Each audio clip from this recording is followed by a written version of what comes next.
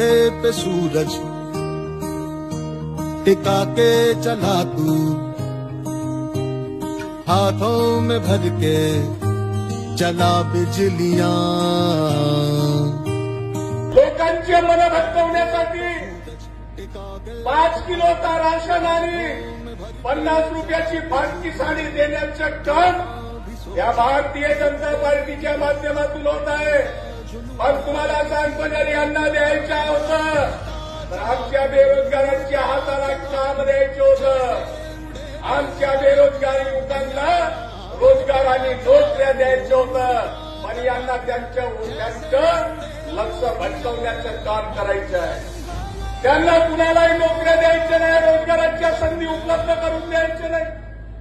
आपल्या भागामध्ये कुठल्याही प्रकारचे उद्योगधंदे स्थापन करायचे नाही आणि म्हणूनच या प्रकारचे प्रलोभन देण्याचे काम करतात। आणि चला बिजलियां,